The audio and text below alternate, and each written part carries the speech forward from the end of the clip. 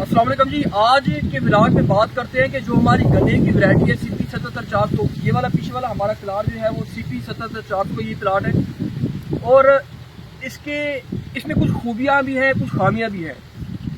सबसे पहले अगर हम इसमें जो है वो खूबियों की बात करें तो इसकी जो एवरेज है वो 1300 प्लस जो है वो इसकी एवरेज जो है वो बड़ी आसानी से आप लोग ले सकते हैं।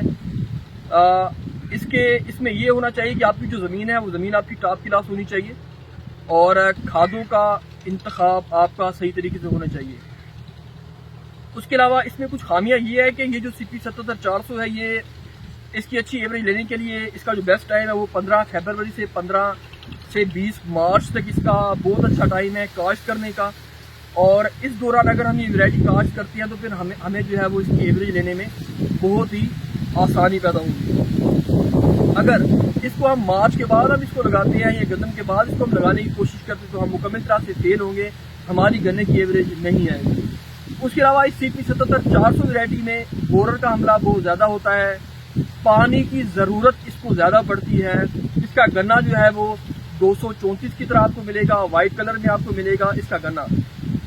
इसका अच्छा ये है कि इसका आखिर तक जो है वो इसके जो पत्ते हैं वो पत्ते इसके हरे भरे रहते हैं, सूखते नहीं है। ये इसकी क्वालिटी है CP 77-400 की। ये पोजीशन है इस वक्त CP 77-400 वैरायटी की जो आप देख रहे हैं यहाँ से। ये वाला हमारा गन्ना प्लाट हमारा CP 77-400 का है। तो आप लोग भी जो है वो नई वैरायटीज की तरफ आए। CP 77-400 है, US 133 है, 676 है, उसके अलावा जो है वो 658 वैरायटी भी है और US 133, ऐसी बहुत सारी अच्छी वैरायटीज हैं जो आप लोग जो है वो काश्त करके और अच्छी एवरेज गन्ने की ले सकते हैं। इन चीज़ों का ख्याल करें। और थोड़ा नज़दीक आए, माल किधर है? अगर आपको मैं कुछ CP 77-400 का दिखाऊं, माल कीजिए बैठो।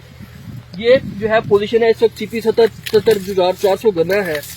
इसका गन्ना ऐसा है कि जैसे 234 का जैसे गन्ना होता है, इसका गन्ना भी मोटा गन्ना उसका होगा। इसके गन्ने में वजन भी है, मिठास भी है और ये इसकी कुछ क्वालिटीज़ वगैरह हैं। इसके अंदर जो है वो बोरर का हमला ज़्यादा देखने में आया है और सन बर्निंग का इशू भी इसके अंदर देखने में जो है वो आ रहा है। ये चीज़ें कुछ है। बाकी अदरवाइज जो है वो गन्ना जो है वो इसके अंदर अगर हम खुराक की अगर हम बात करें तो हमने 1.5 बैग DAP, 2 बैग यूरिया और उसके साथ सल्फर इस्तेमाल किया है, कोराजन की ड्रेंचिंग की है और इसके अंदर हमने जो है वो ये चीज़ हमने इस्तेमाल की है, फिप्रोन का भी इस्तेमाल हमने इसके अंदर किया गया है। लेट्स सी, देखते हैं क्या होता है। बाकी दुआ में याद रखिएगा, ज़िंदगी में खुश रहें, आबाद रहें, हंसते रहें, मुस्कुराते रहें।